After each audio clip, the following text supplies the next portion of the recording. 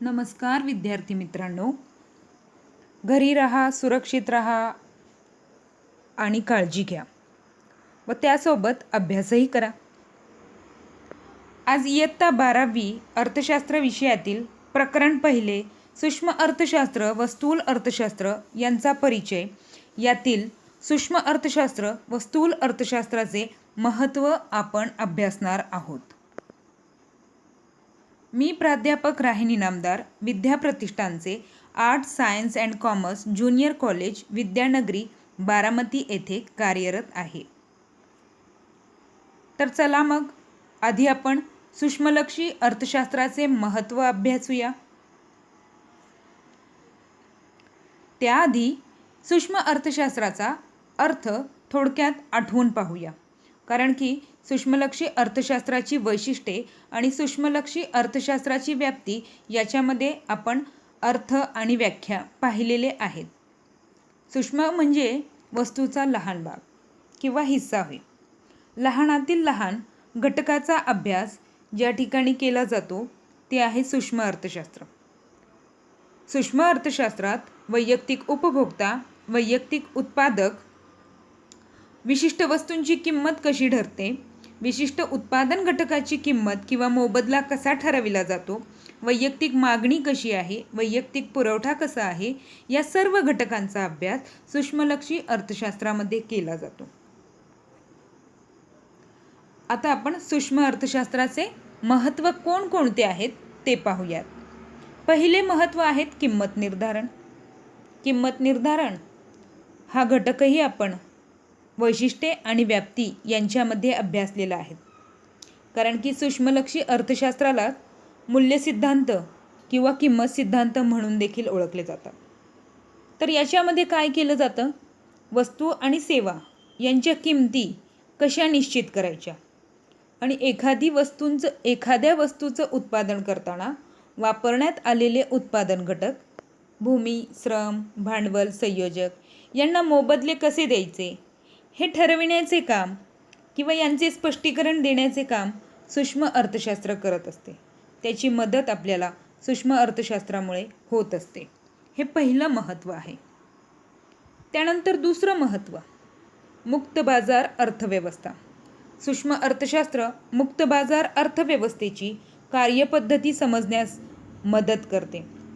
आता मुक्त बाजारपेठ म्हणजे काय हा प्रश्न पडला असेल.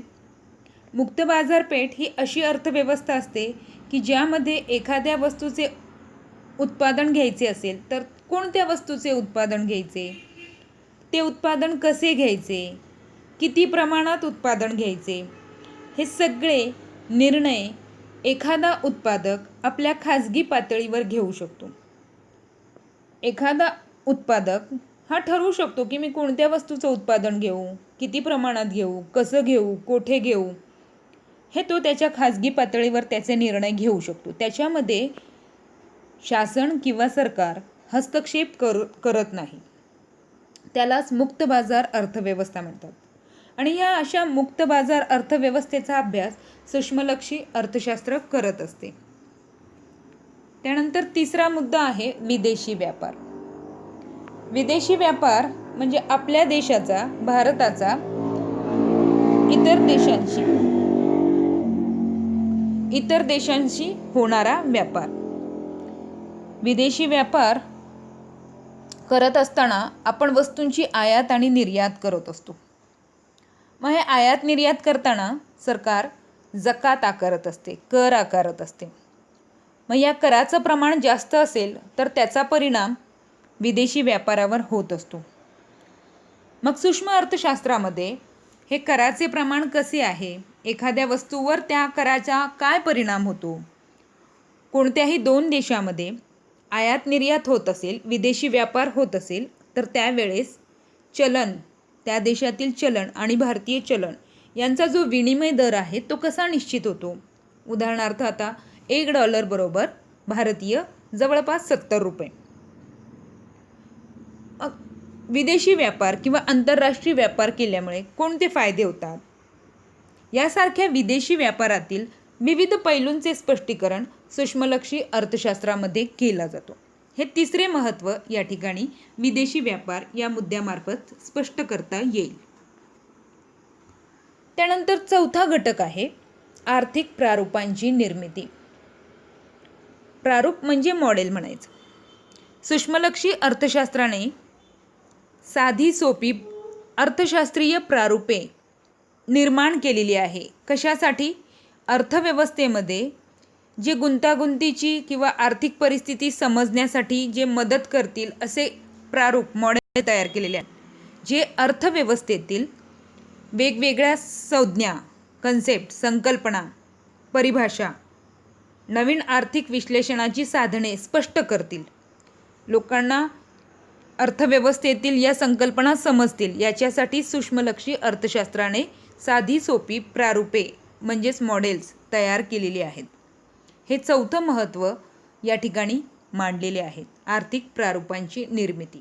ही निर्मिती सूक्ष्मलक्षी अर्थशास्त्राने केलेली आहे. आणि अर्थशास्त्राला ही जी साधने आहेत किंवा प्रारूपांची निर्मिती आहेत ती या सूक्ष्मलक्षी अर्थशास्त्राच्या शाखेमार्फत हे महत्त्वाचं योगदान प्राप्त झालेलं आहे. आता आर्थिक प्रारूप म्हणजेच मी इंग्लिशमध्ये त्याला मॉडेल शब्द म्हणते जेणेकरून तुम्हाला लक्षात येईल. आर्थिक प्रारूप म्हणजे आर्थिक वास्तवातील निवडक आर्थिक चलामधील परस्पर संबंधांचे सुलभ प्रतिनिधित्व आहे. आता अर्थशास्त्रीय भाषेमध्ये तुम्हाला हे देखील समजणं कठीण होईल. आर्थिक चले म्हणजे वेगवेगळे आर्थिक घटक, वेगवेगळ्या आर्थिक संकल्पना, जसं वैयक्तिक मागणी, वैयक्तिक पुरवठा, वैयक्तिक पातळीवर मूल्य सिद्धांत, विभाजन पद्धती, आंशिक समतोल, राष्ट्रीय उत्पन्न. राष्ट्रीय उत्पन्न ही स्थूल संकल्पना आहेत, पण ह्या ज्या संकल्पना आहेत, दारिद्र्य, बेरोजगारी, हे जे आर्थिक चले आहेत यांचा संबंध वास्तव घटकांशी काय आहे याचं प्रतिनिधित्व करण्यासाठी, याचं स्पष्टीकरण करण्यासाठी आर्थिक प्रारूपे, आर्थिक इकॉनॉमिक्स मॉडेल्स तयार केलेली असतात. त्या संज्ञा आणि प्रॅक्टिकली त्या ठिकाणी असलेल्या समस्या किंवा वास्तव यांच्यामधलं परस्पर संबंध स्पष्ट करण्यासाठी आर्थिक प्रारूपे मांडली जातात.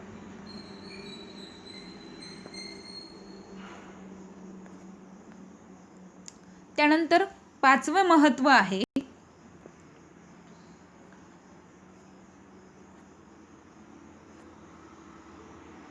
व्यावसायिक निर्णय.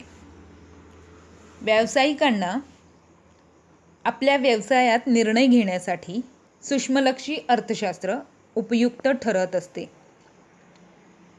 व्यावसायिकांना महत्त्वपूर्ण व्यावसायिक निर्णय घेण्यास सूक्ष्म आर्थिक सिद्धांत मदत करत असतात. कोणते सिद्धांत मग? वस्तूंची किंमत कशी निश्चित होणार, उत्पादन घटकांचे मोबदले कसे देणार, उत्पादन खर्च काय आहे, एखाद्या उद्योजकाला गुंतवणूक कशी करायची आहे, त्याला महत्तम उत्पादकता कशाप्रमाणे प्राप्त होईल, हे निर्णय घेण्यासाठी हे आर्थिक सिद्धांत एखाद्या उद्योजकाला किंवा व्यावसायिकाला उत्पादनामध्ये मदत करत असतात. या निर्णयामध्ये उत्पादन खर्चाची निश्चिती, वस्तूंची किंमत निश्चिती, महत्तम उत्पादन आणि नफा इत्यादींचा समावेश होतो. हे जे आर्थिक सिद्धांत मांडले जातात या सिद्धांतामुळे आर्थिक निर्णय घेतले जातात आणि उत्पादन खर्चांची निश्चिती, वस्तूंची किंमत निश्चिती, महत्तम उत्पादन आणि नफा इत्यादी घटकांचा याच्यामध्ये समावेश होतो. त्यानंतर सहावं महत्त्व आहे शासनास उपयुक्त. सूक्ष्म अर्थशास्त्र हे सरकारला उपयुक्त ठरतं. हे कशा प्रकारे उपयुक्त ठरणार? तर सरकारला आर्थिक धोरणे आखण्यासाठी सूक्ष्मलक्षी विश्लेषणाचा उपयोग होतो. कोणती आर्थिक धोरणे? सरकारी कर धोरण, कराचं प्रमाण कसं ठेवायचे, त्याच्यासाठी हे सूक्ष्मलक्षी अर्थशास्त्र मदत करते. सार्वजनिक खर्च धोरण, आपल्याकडे राष्ट्रीय उत्पन्न किती आहे त्याच्यातून आपण सार्वजनिक खर्च कसा करायचा याचं धोरण आखण्यासाठी सूक्ष्मलक्षी अर्थशास्त्र मदत करते. किंमत धोरण, वस्तूंची किंमत निश्चिती कसं करायचं याच्या संबंधी जे धोरण आखणार त्याच्यासाठी सूक्ष्मलक्षी अर्थशास्त्र उपयुक्त ठरते. आणि ही सगळी धोरणे संसाधनाचे कार्यक्षम वितरण म्हणजे उपलब्ध जी साधने आहेत त्यांचा जास्तीत जास्त वापर करता येईल व जास्तीत जास्त वापर करून वस्तू आणि सेवा उत्पादित होत आहे का काही साधने न वापरून त्यांचं वेस्टेज होत आहे, हा सगळा अभ्यास सूक्ष्मलक्षी अर्थशास्त्रामध्ये केला जातो आणि त्याचा फायदा सरकारला होतो. एकूणच सामाजिक आर्थिक कल्याणाच्या प्रसारासाठी सूक्ष्मलक्षी अर्थशास्त्र शासनास मदत करत असते. म्हणजेच आपल्या देशामध्ये जी उपलब्ध साधन सामग्री आहे त्याचा पुरेपूर वापर होत आहे की नाही, त्या साधनांचा वापर होऊन उपयोग सगळ्या वर्गाला उपयुक्त असणाऱ्या वस्तूंची निर्मिती होते का, की काही साधने वापरलीच जात नाही आहे. याच्यापेक्षा वेगळं त्या ठिकाणी जर वापरली जात नसेल तर ही सगळी साधने कशा प्रकारे वापरता येतील आणि जास्तीत जास्त वस्तू आणि सेवा कशा निर्माण करता येतील, या सगळ्यांचं विश्लेषण सूक्ष्मलक्षी अर्थशास्त्रामध्ये केले जाते आणि त्याचा उपयोग सरकारला होत असतो. त्यानंतर 7वा घटक आहे किंवा 7वे महत्त्व आहे कल्याणकारी अर्थशास्त्राचा आधार. सूक्ष्मलक्षी अर्थशास्त्र उपलब्ध साधनांचा पर्याप्त वापर करून समाजाचे महत्तम कल्याण कसे साधता येईल याचा अभ्यास करते.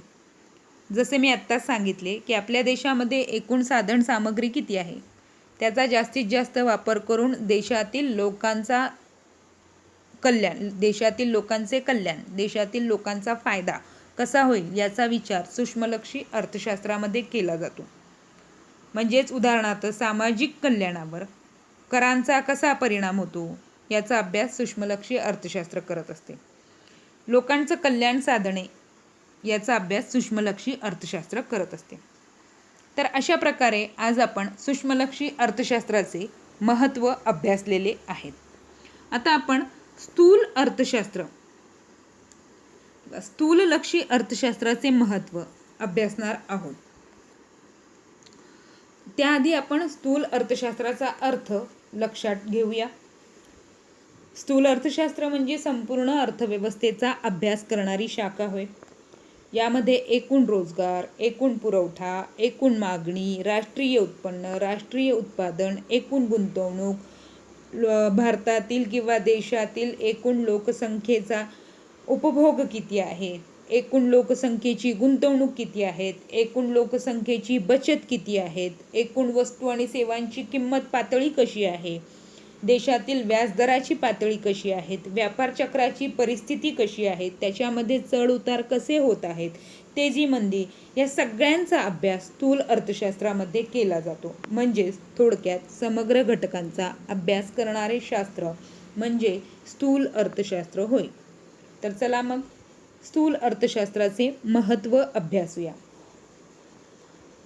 स्थूल अर्थशास्त्राच्या महत्त्वामध्ये पहिला घटक आहे अर्थव्यवस्थेची कार्यपद्धती. स्थूल आर्थिक विश्लेषण आपल्याला आर्थिक व्यवस्थेच्या कार्यपद्धतीची कल्पना देते. हे विश्लेषण व्यापक आणि गुंतागुंतीच्या अर्थव्यवस्थेतील एकूण आर्थिक चलांचे वर्तन समजून घेण्यास सहाय्य करते. म्हणजेच सूक्ष्म अर्थशास्त्र अर्थव्यवस्थेची कार्यपद्धती कशी चाललेली आहे हे जाणून घेते, हे समजून घेते. आपली अर्थव्यवस्था कशी चालली आहे, आपल्या अर्थव्यवस्थेमध्ये जे एकूण घटक आहेत त्या समग्र घटकांचे वर्तन कसे आहेत, आपल्या देशातील जी साधन सामुग्री आहेत त्यांचा पुरेपूर वापर होतोय का, की काही साधने अकार्यक्षम आहेत, सर्व साधनांचा कार्यक्षमपणे वापर होतोय का, या सगळ्यांचा अभ्यास अर्थव्यवस्थेच्या कार्यपद्धतीमध्ये केला जातो. त्यानंतर दुसरं आहे आर्थिक चढउतार. स्थूल अर्थशास्त्रामध्ये उत्पन्नातील चढउतार, उत्पादन आणि रोजगारातील चढउतारांची कारणे तसेच त्यांचे नियंत्रण आणि त्यांची तीव्रता कमी करण्यासाठी स्थूल अर्थशास्त्राचे विश्लेषण मदत करते. थोडक्यात स्थूल अर्थशास्त्रामध्ये आपली अर्थव्यवस्था कशी चालली आहे. पूर्वीचे राष्ट्रीय उत्पन्न एखाद्या वर्षाचे किंवा आधार वर्ष घेऊन त्या वर्षी असणारे एकूण राष्ट्रीय उत्पन्न किती आहे आणि चालू वर्षामध्ये राष्ट्रीय उत्पन्न किती आहे यांची तुलना केली जाते. त्यांची तुलना करून उत्पन्नामध्ये चढ उतार झाले आहेत का त्याचा अभ्यास केला जातो. म्हणजे पूर्वीच्या वर्षातील राष्ट्रीय उत्पन्न सध्याच्या राष्ट्रीय उत्पन्नापेक्षा कमी आहे का जास्त आहे का यांची तुलना केली जाते. त्याप्रमाणेच देशातील रोजगार आधारभूत वर्षामध्ये किती रोजगार उपलब्ध होता, सध्या चालू वर्षामध्ये किती रोजगाराची पातळी आहेत, हे रोजगार वाढविण्याची संभावना किती आहे, रोजगार वाढविण्यासाठी आपल्याला काय मदत करेल, रोजगार कशा प्रकारे वाढविता येईल, त्यांच्या चढ उतारांची कारणे काय आहेत, त्याच्यावर नियंत्रण कसं करता येईल, हा सगळा अभ्यास स्थूल अर्थशास्त्रामध्ये केला जातो. तेजी मंदीचा अभ्यास, रोजगार कोणते आहे, रोजगार वाढविण्यासाठी उपाय कसे साधता येईल, दारिद्र्याची कारणे काय आहेत, ती कमी करण्यासाठी काय करता येतील, हे आर्थिक चढ उतारांचा अभ्यास स्थूल अर्थशास्त्रामध्ये केला जातो. त्यानंतर तिसरं महत्त्व आहे राष्ट्रीय उत्पन्न. स्थूल अर्थशास्त्रामध्ये राष्ट्रीय उत्पन्न मोजले जाते. राष्ट्रीय उत्पन्न म्हणजे काय? दरवर्षी देशात उत्पादित होणाऱ्या वस्तू आणि सेवांचे मूल्य होय. राष्ट्रीय उत्पन्न हे माहीत असेल तर आपल्याला प्रॉपर योजना आखता येतात. त्यानुसार आपल्याला बजेट, अर्थसंकल्प सादर करता येणार. बजेट तयार केलं तर त्या योजना विकसित करता येतील, योजना कार्यक्षम पद्धतीने राबविता येतील. हे सगळे घटक राष्ट्रीय उत्पन्नावर आधारित असतात. देशामध्ये कोणकोणत्या आर्थिक समस्या आहेत, त्या आर्थिक समस्या सोडविण्यासाठी मग राष्ट्रीय उत्पन्नाचं प्रमाण किती आहे, राष्ट्रीय उत्पन्नाचा जास्तीत जास्त वापर करून आर्थिक समस्या कशा प्रकारे सोडविता येईल, हा सगळा अभ्यास स्थूल अर्थशास्त्रामध्ये केला जातो. स्थूल अर्थशास्त्राच्या अभ्यासामुळे राष्ट्रीय उत्पन्न आणि सामाजिक लेखा यांचे अनन्यसाधारण महत्त्व समोर आले आहे. राष्ट्रीय उत्पन्नाच्या अभ्यासाशिवाय नवीन आर्थिक धोरणांची मांडणी करता येत नाही. आता प्रश्न पडला असेल, सामाजिक लेखा म्हणजे काय?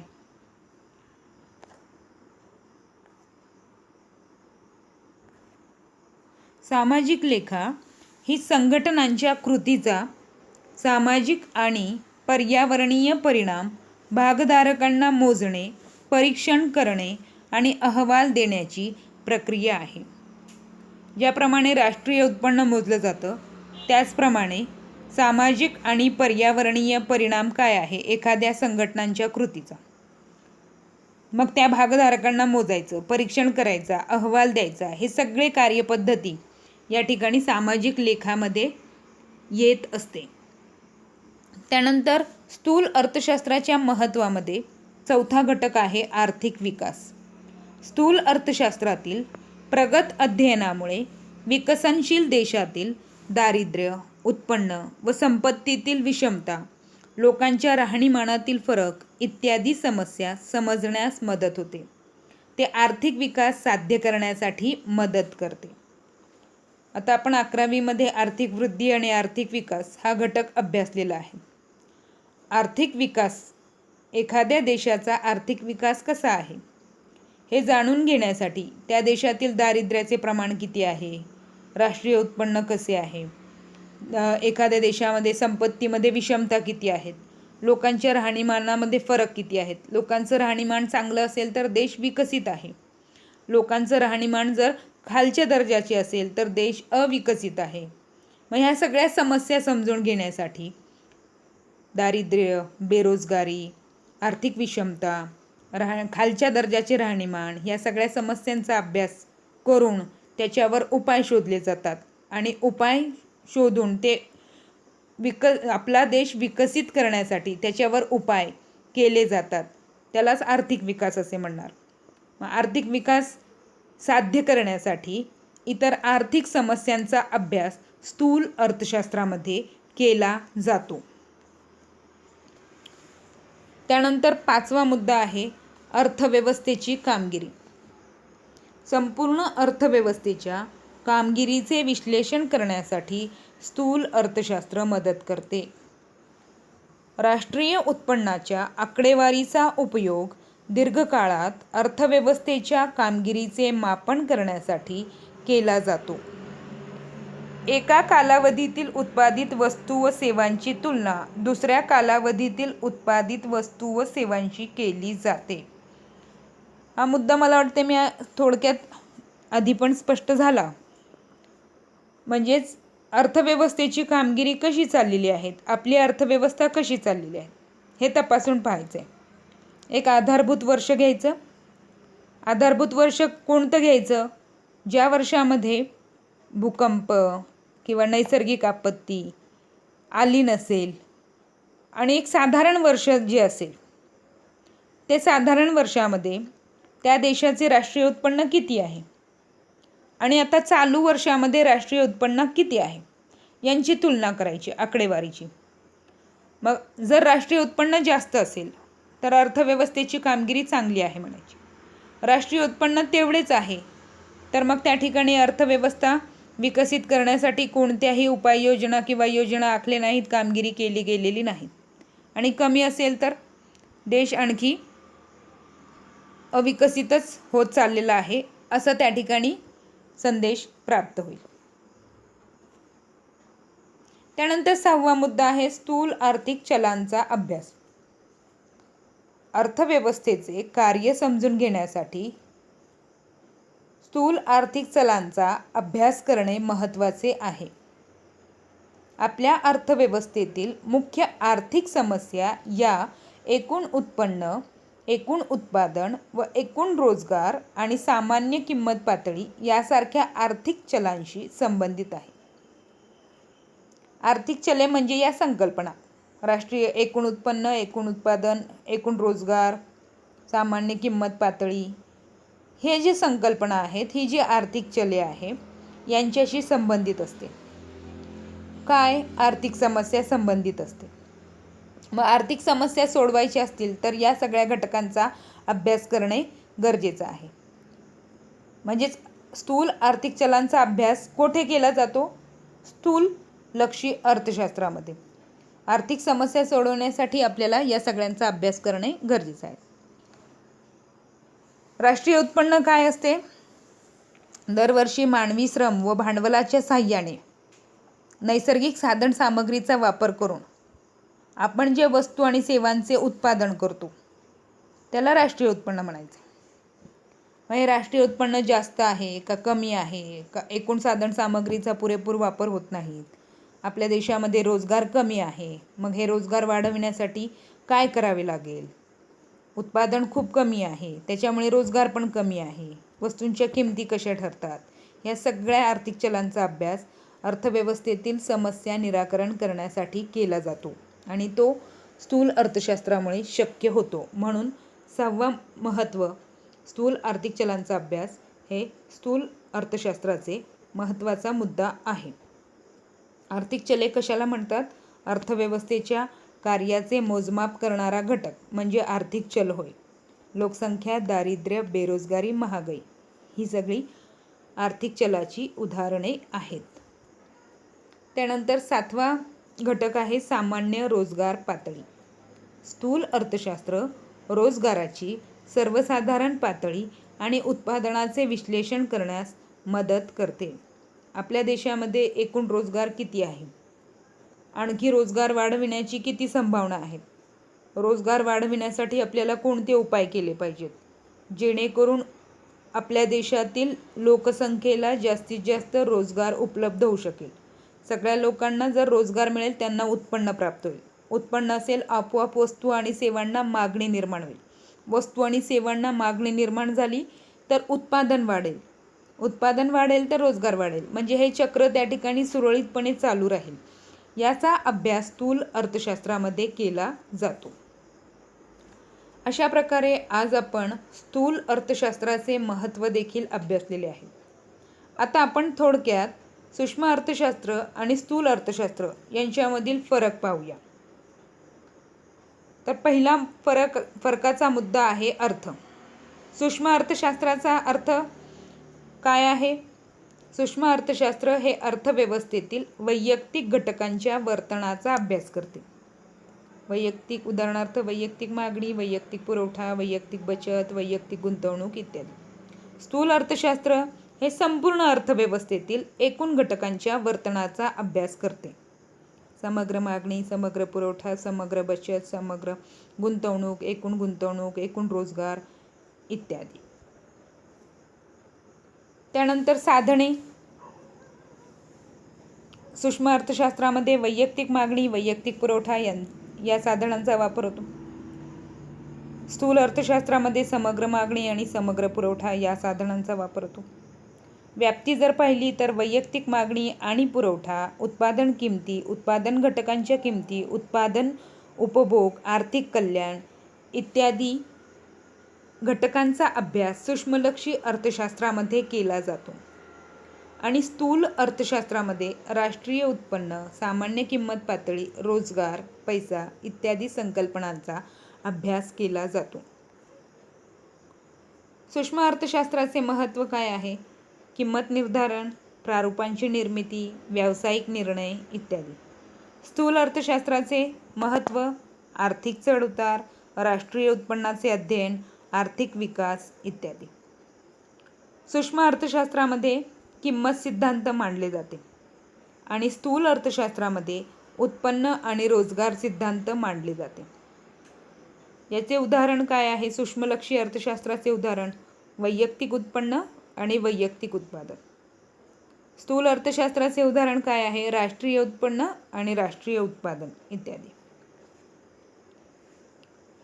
धन्यवाद. माझे हे लेक्चर शांतपणे ऐकल्याबद्दल आपल्या सगळ्यांचे मनापासून आभार. धन्यवाद.